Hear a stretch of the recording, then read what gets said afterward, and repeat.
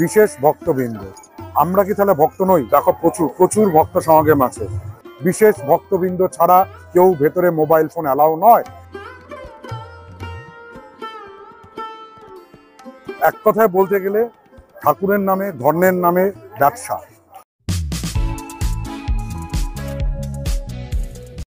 সবারই কর্মব্যস্ত জীবনে আমরা চারজন, মানে আমি, বরুণ, প্রতাপদা, দিদি, গোগল, সবাই একত্রিত হয়ে সময় কাটানোর সময় আমাদের হাতে খুব কমই থাকে। তো যাই হোক, আর একটা ছুটি পাওয়া গেছে। এই ছুটিটাকে আমরা উপভোগ করার জন্য বেরিয়ে পড়েছি কল্যাণী থেকে মায়াপুরের উদ্দেশ্যে। মায়াপুর মানে হচ্ছে ইসকন বা ইন্টারন্যাশনাল শ্রীকৃষ্ণ কনসাসনেসের হেডকোয়ার্টার। চলো বেরিয়ে পড়ি মায়াপুরের উদ্দেশ্যে। আর জানোই আমি অর্পণ, সাথে ক্যামেরায় বরুণ। ট্রাভেলার্স ডায়েরির আরো একটা ভিডিও তোমাদেরকে স্বাগত জানাই। যাওয়ার পথে ক্ষণিকের একটু বিরতি নিলাম কৃষ্ণনগরের শঙ্করে। হ্যাঁ, খাওয়া দাওয়া কোয়ালিটি ঠিকঠাকই আছে। আমরা এখানে বেশি কিছু খাইনি, একটু চা আর মিষ্টি খেয়ে নিলাম, আর কিছু মিষ্টি প্যাক করে নিলাম বাড়ির জন্য। চলো এবার আমরা বেরিয়ে পড়ি আমাদের গন্তব্য শ্রীধাম মায়াপুরের উদ্দেশ্যে। জলঙ্গি নদীর ব্রিজটা আমরা ক্রস করছি, এই পাশে রেল লাইন, জলঙ্গির ওপর দিয়ে চলে গেলাম। আর একটু কিছু গেলেই, দূরে গেলেই কিন্তু মায়াপুর। আর রাস্তার ভিডিওটা খুব ডিটেলস করিনি, কারণ এইখানে রাস্তা মায়াপুর থেকে কলকাতা বা কলকাতা থেকে মায়াপুর, রানাঘাট থেকে মায়াপুর, সমস্ত কিছু রাস্তার ভিডিও কিন্তু আমাদের চ্যানেলে দেয়া আছে।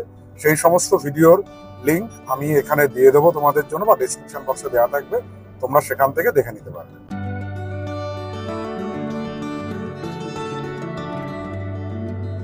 মায়াপুর যেতে গেলে NH-12 থেকে এই যে সামনে সিগন্যালের মোড়টা পড়ছে, এটাকে মায়াপুর মোড় বলে, এই সিগন্যাল মোড় থেকে বাঁ দিকে ঢুকে যেতে হবে।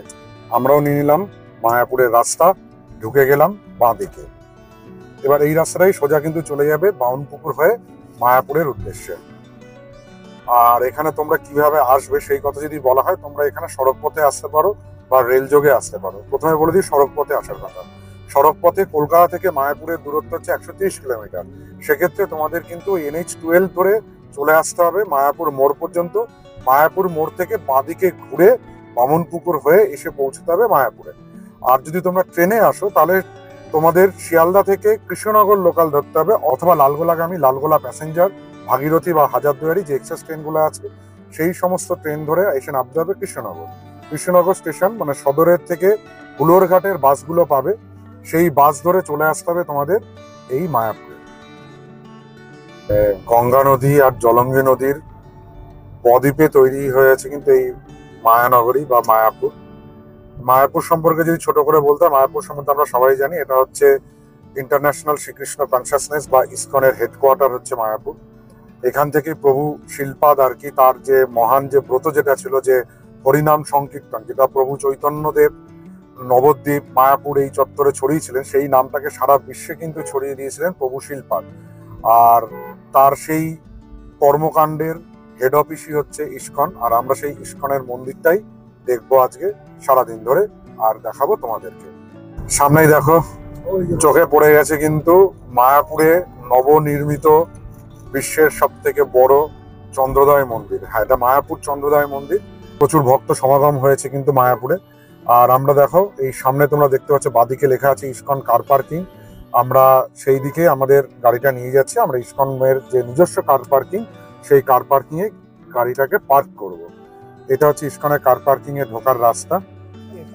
এখানেও জ্যাম রয়েছে, প্রচুর গাড়ি রয়েছে, মানে ঘোরার প্রচুর জায়গা আছে এখানে। প্রচুর তোমরা মঠ পাবে, গৌরাঙ্গ মঠ পাবে, চৈতন্য শাশ্বত মঠ পাবে, তারপরে হচ্ছে এখানে ইসকন তো রয়েইছে। এই সমস্ত কিছু ঘুরে দেখার জন্য কিন্তু এখানে টোটো করে তোমরা একটা ডে ট্যুর বা একটা দিন থেকেও তোমরা মায়াপুর ঘুরে ফেলতে পারো।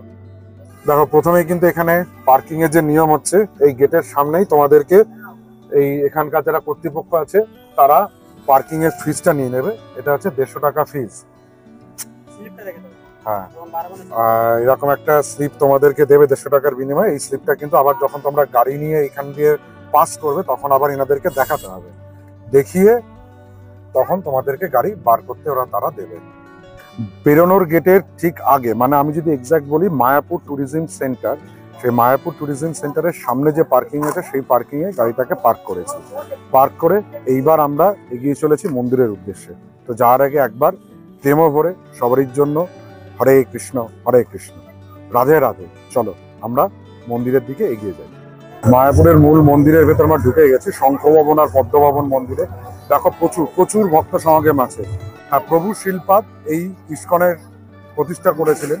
ইস্কনের মূল মোটো বা প্রভু শিলপাদের মোটো ছিল সারা বিশ্বের মানুষকে শ্রীকৃষ্ণ নামে উদ্বুদ্ধ করে মায়াপুর মুখী করা। আর তিনি কিন্তু সেই জায়গায় যথেষ্ট পরিমাণে সফল। সারা বিশ্বের মানুষ কিন্তু আজ কৃষ্ণ নামে মজে এসেছে ইস্কনের এই হেডকোয়ার্টারে।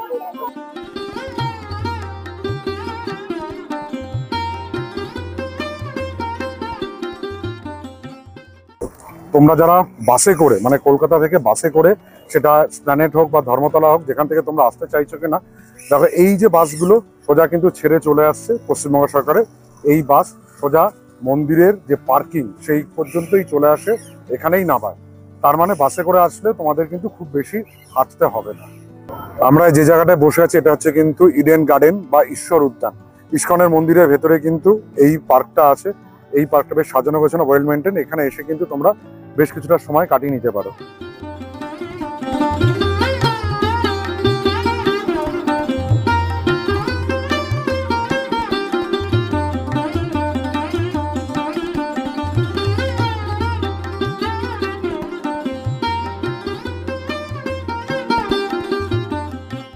ইস্কনের মন্দির থেকে একটু বাইরে বেরিয়ে হুলোর ঘাটের দিকে মানে গঙ্গার ঘাটের দিকে আসলে তোমরা কিন্তু প্রচুর মানে একেবারে কোটি কোটি অনেক স্টল পাবে, যেখানে তোমরা চাইলে গোপী ড্রেস কিনতে পারো, তুলসী কাঠের মালা বা মানে বাড়িতে যদি কোনো গোপাল ঠাকুর থাকে তাদের ড্রেস, সমস্ত কিছু কিনতে পারো। বা প্রচুর স্টল এখানে তোমরা পেয়ে যাবে। তবে এখানে একটু দরদাম করে কিনো, দরদাম করে কিনলে বেশ সস্তাতেই পুষিয়ে যাবে তোমাদের। কারণ আমরা যে সময় বেরিয়েছিলাম কল্যাণী থেকে, এখানে আসতে একটা বেলা হয়ে গেছিল, তখন মন্দির বন্ধ হয়ে গেছিল। আর দেরি করে আসার জন্য সেই ভোগের কুপন বা প্রসাদ আমরা পাইনি। যাই হোক, আমাদের মধ্যেখানে বেশ 3 ঘন্টা একটা গ্যাপ ছিল। এই ল্যাক পিরিয়ডটা আমরা বাইরে খাওয়া দাওয়া করলাম, খাওয়া দাওয়া করে কিছু মার্কেটিং করলাম। আর দেশের বাড়ি হচ্ছে বামপুর, সে আত্মীয় স্বজনা দেখা টাকা করে টোরে আবার এখন মন্দিরে এসেছি, মন্দিরের ভেতরে যাব। কিন্তু মন্দিরের ভেতরে মোবাইল ফোন বা কিছু অ্যালাউ নেই। তোমাদের জন্য আমি নিজে দেখে নেবো, মানে আমরা সবাই দেখব আর প্রার্থনা করব তোমাদের যেন সবারই ভালো হয়, আগামী দিন সবারই যেন খুব ভালো সুখে সমৃদ্ধিতে কাটে, সেটা প্রার্থনাই করব। আর দেখো আরেকটা জিনিস দেখি দিই, এইখানে হচ্ছে কিন্তু জুতো রাখার কাউন্টার আছে। এইসব জায়গায় মানে এখান থেকে বড় একটা ব্যাগ দেবে, এই ব্যাগের মধ্যে সব জুতো রাখতে হবে। জুতো রেখে কাউন্টারে দিয়ে দিতে হবে, তার পরিবর্তে তারা আমাদের একটা কুপন দেবে। আর যেটা হচ্ছে তার পাশেই রয়েছে মোবাইল ফোন কাউন্টার, মানে ওখানে মোবাইল ফোন টোন সব লকারে লক করে রাখতে হবে।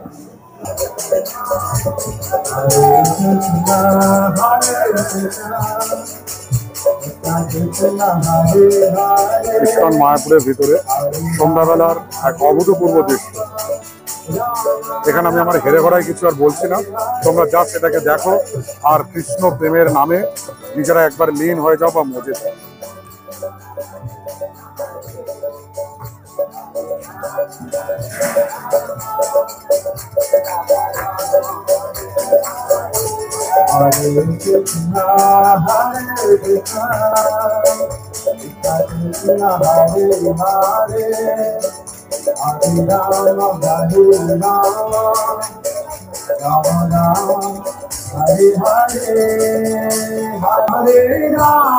দেখো এই যে বাঁদিকে দেখতে পাচ্ছ, এটাই হচ্ছে কিন্তু মায়াপুরের ইস্কনের মূল মন্দির বা চন্দ্রদয়া মন্দির।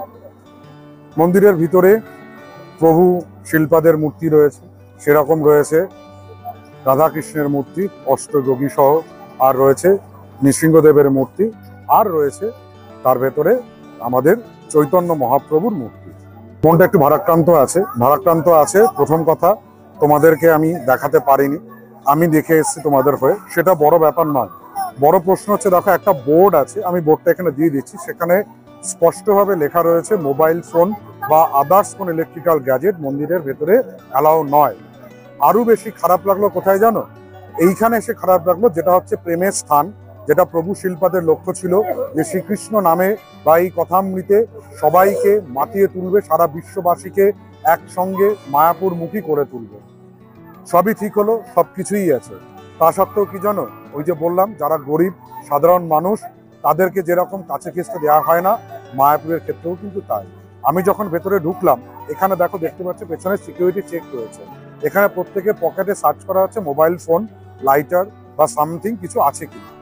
ঠিক আছে, খুব ভালো কথা হলো, কিন্তু ভেতরে ঢোকার পরে গিয়ে দেখছি বেশ কিছুজন মোবাইলে ছবি তুলছে, নৃসিংহদেবের ছবি তুলছে, চৈতন্য মহাপ্রভুর ছবি তুলছে, ভিডিওও করছে।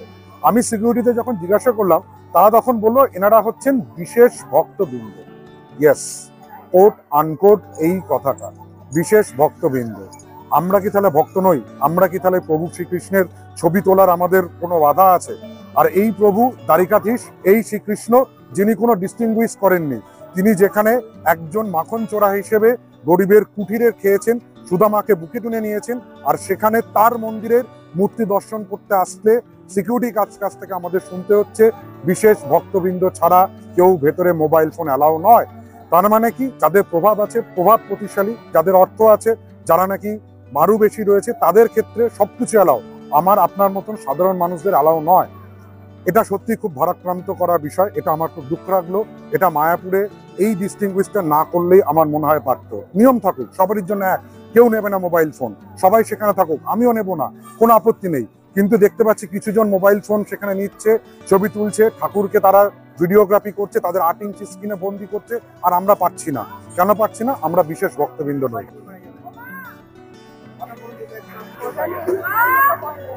শুনতেই পারলেন, ভিডিও করা যাবে না, অথচ ভিতরেও ভিডিও অ্যালাউ হয়। যাকে চলে আসুন, কোনো ব্যাপার নয়। এখানটাতে আছে, মানে এক কথায় বলতে গেলে ঠাকুরের নামে, ধর্মের নামে ব্যবসা, এছাড়া আর কিছুই নয়। এইটা কিন্তু মনটা খুব খারাপ করলো। আমি এই যে দেখতেই পাচ্ছেন তাদের এই রাবাইয়া, তার কিছু মানে সমস্ত কিছু, সবারই জন্য একই রকম সিস্টেম করুন। কারোর জন্য কোনো ভিডিও করার দরকার নেই, কারোর কিছু করার দরকার নেই। কিন্তু কেন বেছে বেছে এক একজনকে এক এক রকম ভাবে ট্রিট করা হবে? যাক, ভেতরের যদি বলা হয়, ভেতরের মন্দির খুবই সুন্দর, খুব পরিষ্কার পরিচ্ছন্ন ভেতরে রয়েছে। প্রথমেই রয়েছে গৌর ভক্তবৃন্দ, চৈতন্য মহাপ্রভু, শ্রীবাৎসাদির মূর্তি, তারপরে রয়েছে রাধা কৃষ্ণের মূর্তি, নৃসিংহদেবের মূর্তি, প্রভু শিল্পাদের মূর্তি, ভেতরে মিউজিয়াম রয়েছে, সুবিনার রয়েছে। আর আমার ডান দিকে যেটা দেখতে পাচ্ছে সেটা হচ্ছে মায়াপুরের নবনির্মিত বা নতুন চন্দ্রোদয় মন্দির, যেটা এখনো তৈরি সম্পূর্ণ হয়নি, নির্মাণ কাজ চলছে। আজ থেকে প্রায় বছর 4 আগে আমি যখন এসেছিলাম, আমি আর বরুণ, তখনও কিন্তু মন্দিরটা আন্ডার কনস্ট্রাকশন ছিল, এখনো আন্ডার কনস্ট্রাকশনই আছে।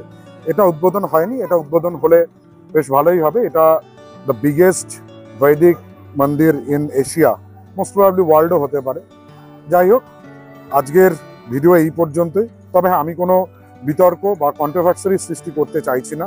আমার যেটা ব্যক্তিগতভাবে খারাপ লাগলো আমি সেটা বললাম।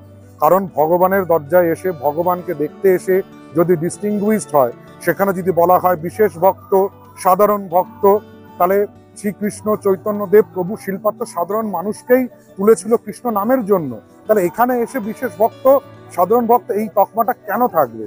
এটা আমি পরম কৃপাময়, প্রেমের সাগর, দয়া সাগর শ্রীকৃষ্ণের উপরেই ছাড়লাম। হে প্রভু, এই করুণা সিন্ধু, তোমার দরবারে এসে কেন এরকম আমাদেরকে বিভেদের মধ্যে পড়তে হয়? কেন, কি বৃত্তান্ত? রুলস থাকুক সবারই জন্য এক, সবার জন্য সমান, কিন্তু এখানে তা নয়। তবে যাওয়ার আগে আরেকবার, আমি অনেক কিছু বললাম, খারাপ লাগতে পারে, নিশ্চয়ই খারাপ লাগার মতন। প্রভুর নাম শুনে নাও, কৃষ্ণের নাম সংকীর্তন শোনো।